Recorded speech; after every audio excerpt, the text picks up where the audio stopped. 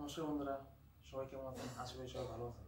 তো বন্ধুরা, আজকে থেকে আমি আপনাদের মন্দির, মসজিদ এসব ধরনের কিছু ভিডিও আপলোড করব আপনাদের, যাতে আপনারা আমার এই চ্যানেলের মাধ্যমে মন্দির বা মসজিদ সম্পর্কে জানতে পারেন। তো বন্ধুরা, যদি ভিডিওটি ভালো লাগে তবে অবশ্যই আমার চ্যানেলটিকে সাবস্ক্রাইব করবেন। আমার ফেসবুক পেজটিকে আপনারা অবশ্যই ফলো করে দেবেন। আমার ফেসবুক পেজের নাম অরূপ শর্মা এবং আমার ইউটিউব চ্যানেলটির নামও অরূপ শর্মা। অবশ্যই আপনারা ফলো অথবা সাবস্ক্রাইব করবেন, যাতে নতুন নতুন ভিডিও আপনারা পান। ত্রিপুরা সুন্দরী মন্দিরটি একটি হিন্দু মন্দির, যা কিনা ত্রিপুরা সুন্দরী নামে পরিচিত। স্থানীয়ভাবে এটা মাতাবাড়ি বা ত্রিপুরা সুন্দরী নামেও খুবই পরিচিত। অবস্থান: মন্দিরটি আগরতলা থেকে 55 কিলোমিটার দূরে উদয়পুর শহরে অবস্থিত, যা কিনা আপনারা বাস ও ট্রেনের মাধ্যমে আগরতলা থেকে বা ত্রিপুরার উত্তর ও দক্ষিণ থেকে অর্থাৎ ধর্মনগর বা আপনারা সাতন থেকেও ট্রেনে বা বাসে আসতে পারেন। এটি ভারতবর্ষের ও ত্রিপুরা রাজ্যের অন্যতম প্রাচীন মন্দিরের মধ্যে একটি। মাতাবাড়ি একটি ছোট টিলার উপর অবস্থিত, যা কিনা দেখতে কচ্ছপের আকৃতির অনুরূপ। এটি একটি শক্তিপীঠের জন্য পবিত্র স্থান হিসেবে অবিবেচিত হয়। দেবীকে ব্রাহ্মণ সেবক দ্বারা সেবা দেওয়া হয়।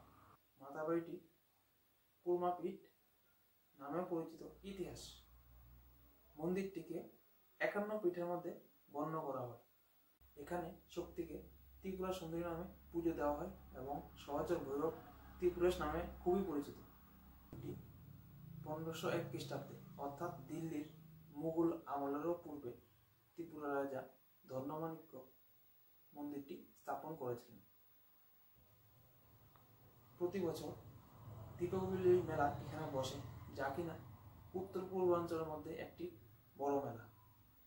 বিগ্রহ: কুষ্টি পাথরের তৈরি এখানকার বিগ্রহ মূর্তি। মন্দিরের পবিত্রতম দেবীদের মধ্যে দুটি অনুরূপ কিন্তু বিভিন্ন আকারের কালো পাথরের মূর্তি রয়েছে। 5 ফুট উঁচু বৃহত্তর, যা ত্রিপুরা সুন্দরী নামে পরিচিত।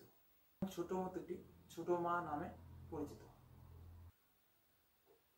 বলা হয় এটি 2 ফুট উঁচু, যা দেবী চণ্ডী নামে পরিচিত।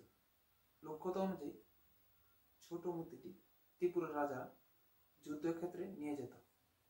পর্যটকদের আকর্ষণ: অন্যান্য হিন্দু মন্দিরগুলোর মতো এখানে ফুল ও ঝুড়ির মাধ্যমে বিক্রি করা হয়।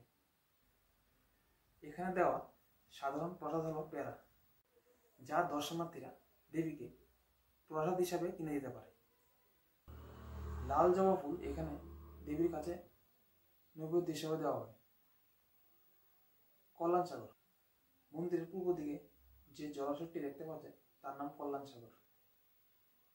এই জলাশয়ে বিরল প্রজাতির কচ্ছপ দেখতে পাওয়া যায়।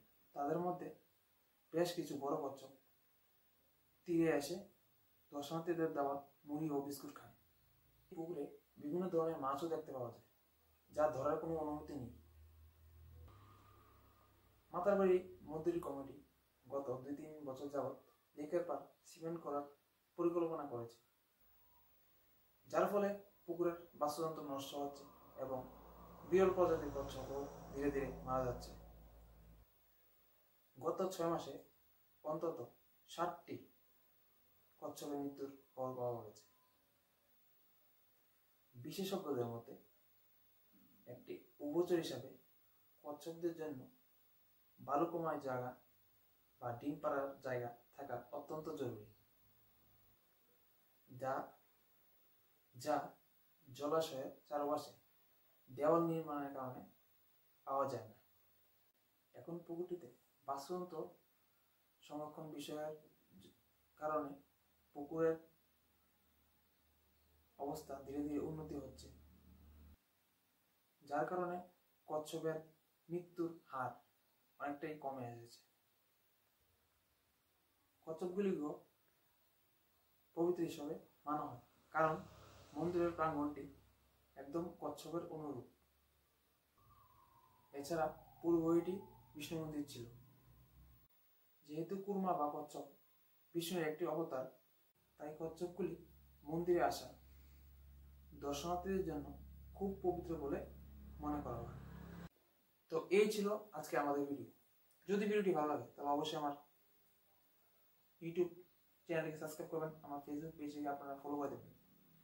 আর কোনো যদি বক্তব্য থাকে আপনাদের তাহলে অবশ্যই আমার ফেসবুক পেজের কমেন্ট বক্সে বা ইউটিউবের কমেন্টে গিয়ে জানাবেন। তো আজকের জন্য এতটুকুই। নমস্কার।